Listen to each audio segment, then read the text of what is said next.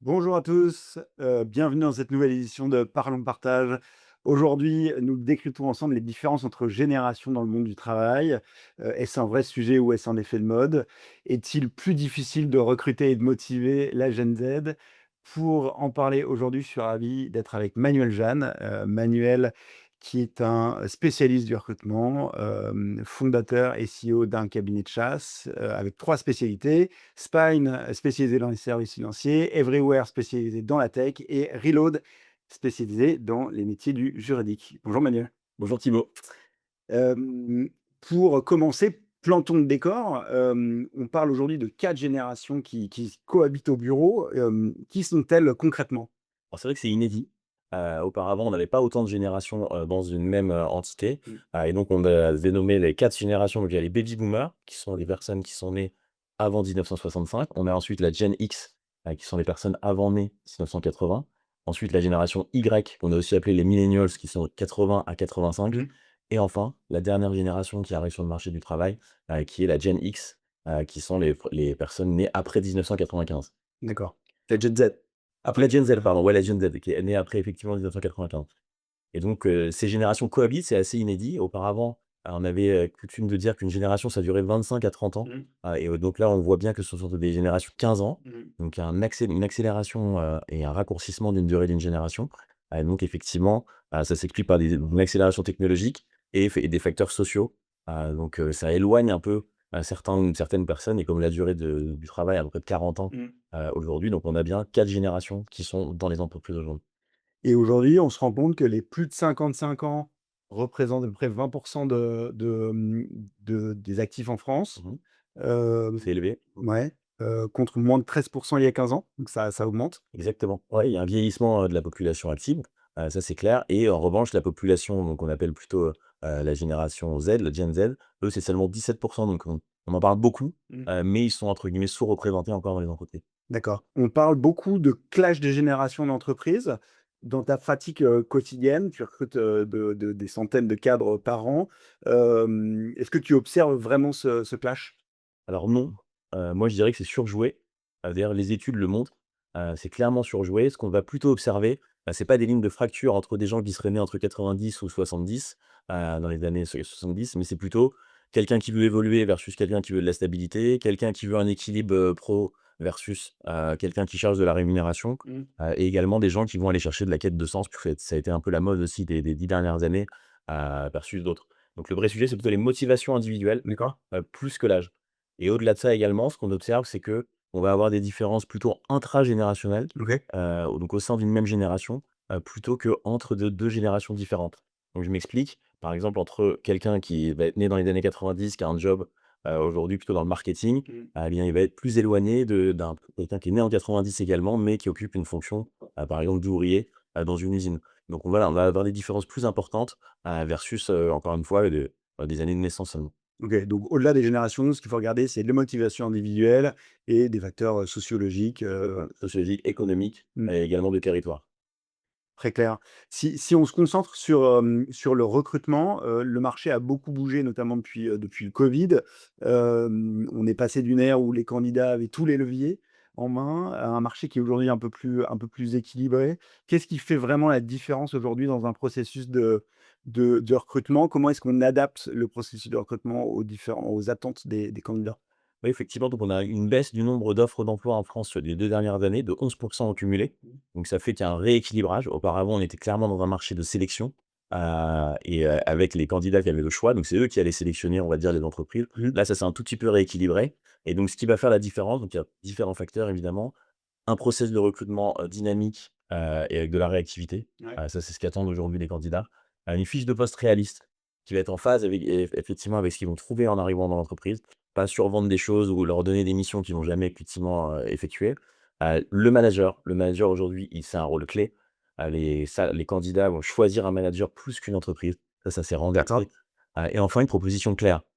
Donc que ce soit la proposition financière et également la fiche de poste, il faut que le salarié comprenne où il va mettre les pieds. Et évidemment, quand il va arriver dans l'entreprise ensuite, qu'il y ait pas de différence entre ce qu'on lui a Ouais. annoncé et ce qu'il va retrouver.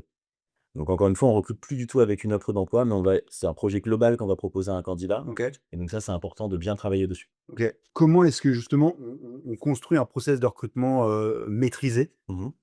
Un processus de recrutement maîtrisé, alors déjà, ça dure plus d'une année. Le process de recrutement, il y a l'écriture de la fiche de poste, mais il va du premier entretien, quand vous recevez pour la première fois votre futur salarié, Mmh. jusqu'à la validation de la période d'essai. Ouais, Donc si on ajoute un préavis de 3 mois de départ au milieu, et évidemment une période d'essai qui parfois pour des cas peut aller jusqu'à 8 mois, c'est plus d'une année, et donc là, il convient, de professionnaliser tout ça et de tout écrire. OK. C'est-à-dire que, le process de recrutement en plusieurs étapes, comment ça fonctionne, des tests de personnalité, ensuite l'offre d'emploi qui est faite, avec la proposition financière. Il y a les 3 mois de préavis de départ, donc on ne peut pas laisser le candidat dans la nature pendant 3 mois, Ouais, bien sûr. parce que son employeur parfois peut tenter de le récupérer, et jusqu'ensuite intégration dans les équipes, des points réguliers, des points d'étape avec le manager, pour bien s'assurer que tout est en phase et que la période d'essai va être validée. Ouais, ce que tu me racontais, c'est que justement la proportion des entreprises qui cherchaient à retenir un salarié partant avait largement augmenté? Exactement, alors il y a des modes, on l'a eu et il y a avant le covid, c'était aussi un peu la mode d'essayer de retenir un salarié qui était en train de démissionner et là depuis nous 1 an et demi, on l'observe, ça a clairement augmenté. Mmh. Nous, on observe dans quasiment 50 des cas, c'est-à-dire quand un candidat qu'on a présenté chez un client accepte une, proposition, il va avoir une contre-proposition de son employeur. D'accord. Faut bien s'assurer, qu'on est bien d'accord sur, le fait que c'est pas parce qu'on fait une contre-proposition que les problèmes sont réglés. Si un Mmh. salarié veut partir, c'est peut-être qu'il avait des bonnes raisons de le faire, Mmh. et donc du coup, parfois juste d'accéder à une contre-proposition, eh bien, ça déplace le problème Ouais, bien sûr. et nous, ce qu'on observe, c'est dans 85 des cas, ce salarié qui avait démissionné, il va être de nouveau à l'écoute dans les 6 mois. D'accord. Donc c'est pas toujours une solution. Parfois, on peut répondre à une attente d'un salarié démissionnaire, mais dans bien des cas, c'est plutôt dangereux. D'accord. Donc dans tous les cas, il faut être extrêmement vigilant quand on recrute un talent, il faut être extrêmement vigilant pendant cette période de préavis de départ, Clairement. pour, sécuriser son Clairement, il y a des choses à mettre en place, hein. Il faut évidemment continuer de garder le lien avec lui, parfois l'inviter à des événements internes que vous pourriez avoir, faire un déjeuner avec les collaborateurs de l'équipe. Alors là, c'est des choses qui peuvent être faites. S'il y a pas un bon cabinet de recrutement, qui vous accompagne, eh bien, il faut créer ce moment et ça, même chose, il faut que ça soit clairement écrit Ouais. à destination de tous vos managers pour que tout le monde le fasse dans l'entreprise et qu'on n'ait pas une perdition de candidats pendant ces moments. Et ça, c'est commun à toutes les générations ou on observe des différences, en fonction des âges ou C'est clairement commun à toutes les générations. D'ailleurs, les entreprises vont plutôt essayer de rechercher de retenir, leurs salariés expérimentés. d'accord? Parce que, c'est souvent ceux qui apportent le plus de valeur ajoutée et c'est les plus difficiles à recruter. Ouais, d'accord. Les salariés, on va dire, de moins de 10 ans d'expérience, c'est là où il y en a le plus, sur le marché du travail. OK. Si on se penche sur un sujet qui nous est cher, chez RS, le sujet de la rémunération, est-ce que la façon d'appréhender la rémunération diffère en fonction des générations? Est-ce qu'il y a des dispositifs, hem, différents en fonction des générations? Quelle est la place notamment du dispositif d'épargne salariale? La Alors, perception en tout cas que peuvent en avoir les différentes générations? ce qu'il faut garder en tête, on a parlé tout à l'heure un peu de quête de sens, c'est que Ouais. le critère numéro un, d'un candidat qui cherche du travail, c'est la rémunération. Ça reste la rémunération D'accord. et de loin, dans toutes les études, on l'observe encore, parce qu'on a 61 des salariés en France qui s'estiment insatisfaits de leur rémunération, selon une étude, dernièrement publiée et donc qu'est-ce qu'ils vont chercher? En changeant de métier, ils vont chercher à faire un gap, ou à corriger leur insatisfaction sur la rémunération. Donc ça, c'est vraiment le critère Mmh. numéro un pour évoluer aujourd'hui et effectivement, dans la rémunération, on n'a pas que le salaire, on n'a pas que le salaire et le variable. Il y a tout un tas de dispositifs qu'il faut savoir valoriser, Mmh. et ça typiquement, nous on l'observe trop peu, mais plutôt que de faire juste l'offre, financière, salaire plus variable à un salarié, eh bien une entreprise qui va se démarquer, ça va être celle qui va bien savoir intégrer tous les éléments périphériques de rémunération. Ça va être l'intéressement participation évidemment que vous Mmh. connaissez bien, ça va être aussi les comptes épargne-temps, bon les tickets restaurants, la mutuelle, ça c'est un peu annexe, mais toutefois sur des rémunérations relativement faibles, ça fait des différences. Mmh. Ça va être également, les jours de congé, Mmh. éventuellement la politique de télétravail. C'est pour dire que, voilà, il va bien falloir valoriser tout ça et le monétiser. D'accord. Essayer de se dire, voilà, la rémunération est globale avec tous les avantages périphériques, c'est tant et ça va permettra de faire des différences et de bien souvent un candidat à l'écoute, il a plusieurs offres devant lui, D'accord. donc il faut aussi remporter la bataille. Si on zoome, sur les produits qu'RS vend, les dispositifs d'épargne salariale et de partage de la valeur, comment ils sont perçus par les différentes, générations? Alors là, typiquement, on a une différence entre les générations entre guillemets «plus jeunes» et plus âgées. La différence, elle est toute bête, c'est qu'un salarié qui à moins de 10 ans d'expérience ou même moins de 5 ans d'expérience, et bien sur un dispositif d'épargne salariale qui est plutôt un placement long terme, il va pas encore avoir perçu, et bien, il va pas pouvoir avoir débloqué ces dispositifs, financièrement dans sa Mmh. poche. Versus un salarié qui a 10 ans d'expérience et plus, lui, il va peut-être déjà avoir, eu, la possibilité soit d'acheter un bien immobilier, par exemple, Mmh. via l'épargne salariale, Mmh. et donc typi ce genre de mécanisme va plutôt s'adresser, enfin, va faire sens à des populations D'accord. plus âgées. Donc là, l'enjeu, c'est vraiment l'enjeu pour les entreprises, pour les DRH, c'est vraiment de mettre en œuvre des dispositifs de pédagogie financière pour s'assurer que leurs collaborateurs, comprennent bien le sens, la valeur ajoutée de ces dispositifs. Complètement, et puis les jeunes générations aussi, lorsque vous rentrez sur le monde du travail, votre rémunération, elle est évidemment inférieure à quand vous avez 10 ou 20 ans d'expérience, Ouais. et donc vous avez tendance à dépenser quasiment tout votre revenu. Ouais. Donc l'intéressement en participation qui va être bloqué, ou l'épargne salariale qui va être bloquée pendant 5 ans, ça va moins vous parler que quand vous à la fin du mois, vous êtes à zéro. OK, très clair. Si on reprend le parcours du collaborateur, après le recrutement, la période d'essai s'avère être une période assez critique. Qu'est-ce que tu observes, et notamment chez les jeunes générations? Alors ouais, c'est ce que je disais tout à l'heure, le recrutement, il s'arrête pas à la signature, hein, du candidat, il va jusqu'à la fin de la période d'essai, Ouais. et donc il convient d'accompagner ce moment qui est clé, et c'est vraiment le moment où le collaborateur va vérifier si toute la promesse qu'on lui avait vendue, Mmh. elle va être, au rendez-vous. Et donc là, c'est important, d'être vraiment extrêmement présent et de pouvoir, accompagner son nouvel arrivant, mais également il faut pas être en différence entre ce que vous vendez d'un côté et puis ce qu'il va découvrir de l'autre. Mmh. Ce qu'on observe en différence de génération, les jeunes générations vont avoir tendance à parfois prolonger eux-mêmes la période d'essai. Ouais. Ce qui était moins le cas chez les générations entre guillemets, X et Y. Et parce que, en gros, eux, ce qu'ils disent, c'est que si la promesse, elle est pas au rendez-vous, ils trouvent pas ça choquant que de prolonger la période d'essai. Ouais. Donc là encore, la clarté de la promesse, Ouais. est absolument clé, au moment où on fait une offre, à un candidat. Exactement, et puis c'est là aussi où on découvre, comme je disais tout à l'heure, le point pivot, aujourd'hui dans un processus de recrutement, c'est le manager, Ouais. et donc c'est là où on découvre un manager qu'on a vu une fois en entretien, 1 heure ou parfois 2 fois. On va le voir au quotidien, et là, il peut y avoir des différences avec ce qu'on espérait. Donc comme vraiment on repose beaucoup de choses sur ce manager, Mmh. s'il est pas au rendez-vous, si c'est pas ce qu'on espérait, et bien un jeune collaborateur effectivement va parfois continuer d'être à l'écoute pendant sa période d'essai. C'était moins le cas Ouais. des générations passées, c'est vrai. OK. Donc pour les DRH, sécuriser cette période clé qui est la période d'essai, ça implique, une promesse très claire et très structurée au départ, un onboarding, maîtrisé et suivi, des points réguliers Ouais. et des managers, formés, et voilà C'est et totalement ça. à accueillir les candidats. Totalement ça. Sur des cadres, une période d'essai, c'est 6 à 8 mois. Ouais. C'est long des 2 côtés. Donc ce convient encore une fois de bien accompagner ce moment. Mmh. Effectivement, le challenge est quand même, est élevé. Enfin, On est d'accord, mais on parle aussi du quotidien et de sa vie, vraiment, de tous les jours. on s'y rate. Hem, dans l'après-covid, le télétravail a été a été très débattu. C'est devenu la norme, puis aujourd'hui, c'est un peu plus, questionné ou remis en question. Là encore, on a l'impression que, les attentes en matière de génération peuvent être un peu, différentes. Qu'est-ce qu'on observe? Comment les différentes générations se positionnent vis-à-vis du télétravail? Alors, bon, ça dépend aussi des secteurs d'activité. Il Mmh. y a, une partie de la population qui peut pas télétravailler, hein, Bien donc sûr. c'est longuement impossible. Ce qu'on observe, c'est que déjà, aujourd'hui, le télétravail, c'est quelque chose qui s'est institutionnalisé dans les entreprises. Mmh. Donc, en 2025, il y a seulement, 90 des entreprises n'ont pas touché à leur politique de télétravail. D'accord. Donc ça s'est stabilisé, Mmh. ex-Covid. On a encore quelques entreprises réfractaires qui veulent pas en mettre, Mmh. et ça, effectivement, c'est un souci quand on veut recruter, parce qu'aujourd'hui, les salariés comprennent pas qu'il y ait pas de télétravail proposé, notamment sur les métiers de service qui se télétravaillent bien. Ça, ils le comprennent pas. Aujourd'hui, on a plutôt une tendance à diminuer un petit peu le télétravail, là où parfois il y avait des entreprises qui allaient jusqu'à 3 jours pour aussi parfois des raisons économiques, Mmh. et d'autres, qui étaient en full remote parce qu'ils avaient des difficultés à recruter, par exemple, sur les métiers de la tech. Ouais. Ça, c'est fini. Le full remote, franchement, il y a très, très peu d'offres. Ouais. Il reste quelques offres, hein, mais c'est vraiment epsilon.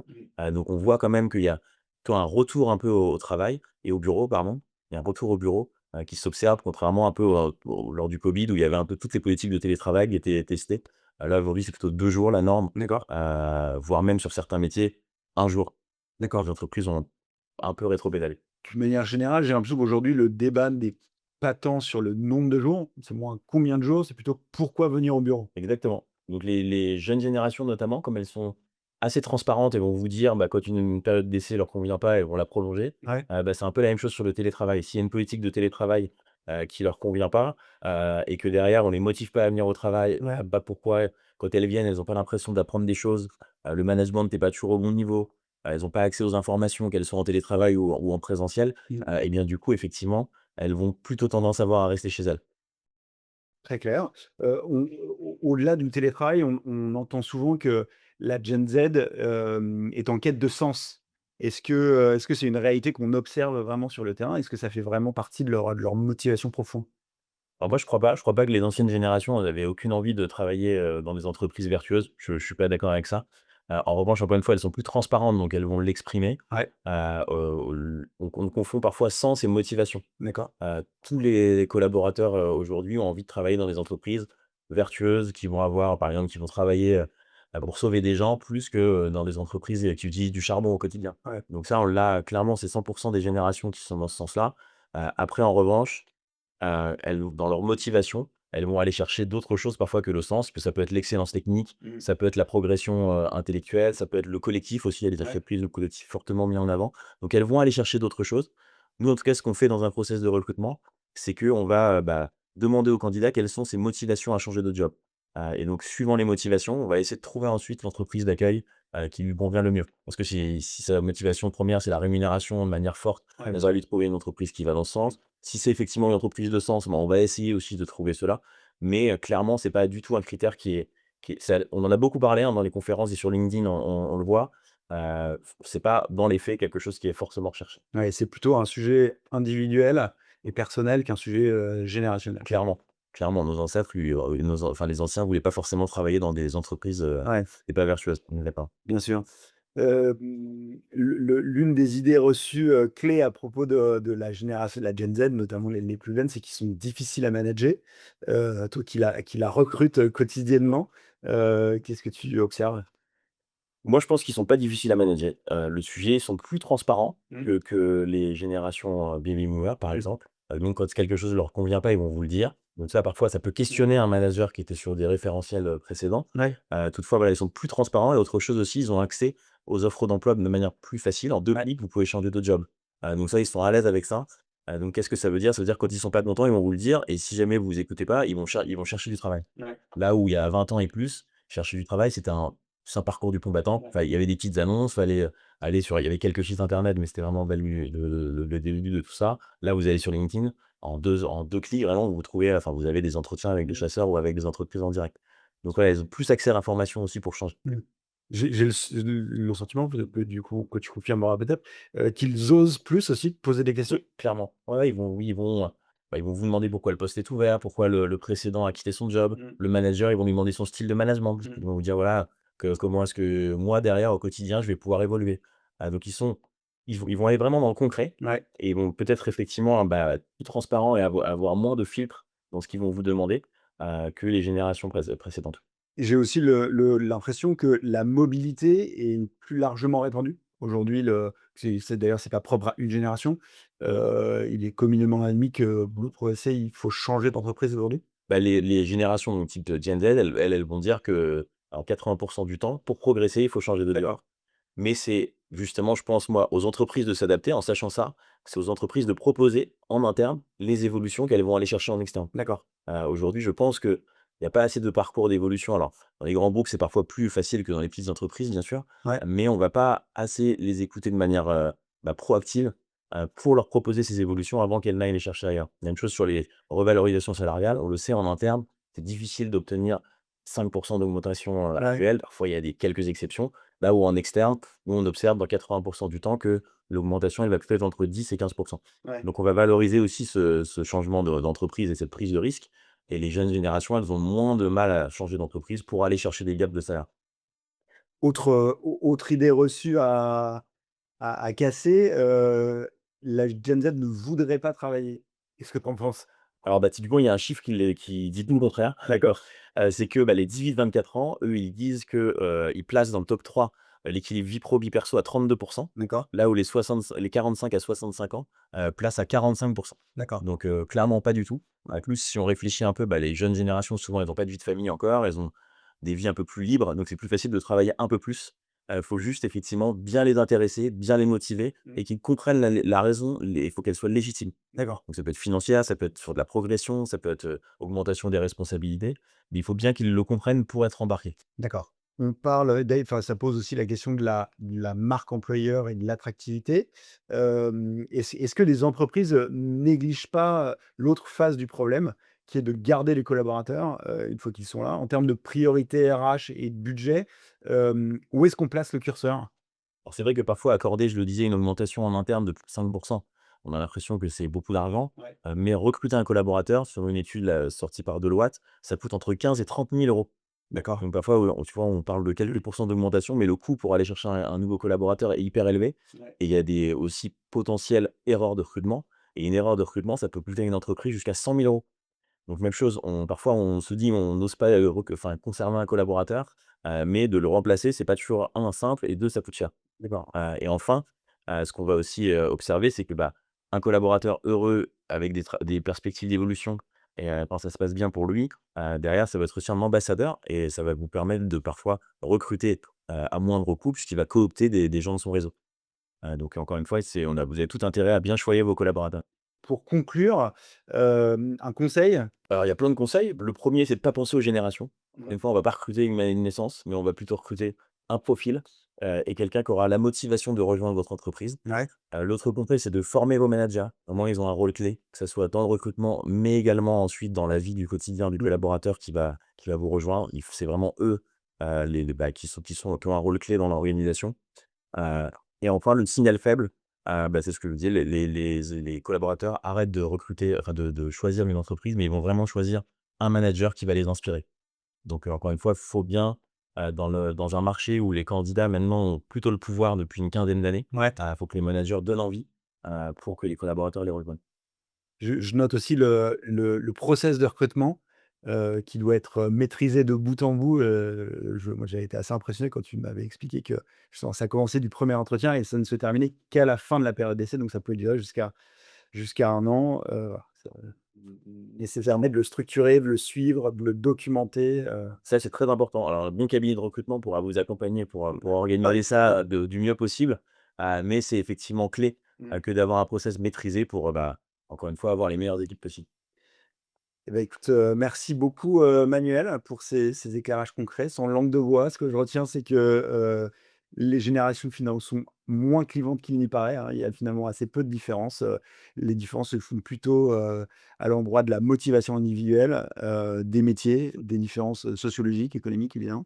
Mais que finalement, c'est le manager et l'entreprise, l'alignement de l'entreprise et de modification du candidat qui sont, et du collaborateur, qui sont les plus importantes. Merci à tous pour votre présence et votre temps cet après-midi. On se retrouve à la rentrée, au mois de septembre pour un thème qui est encore à définir. On a quelques idées, mais la session n'est pas encore planifiée. Merci à tous. Au revoir. Merci, au revoir.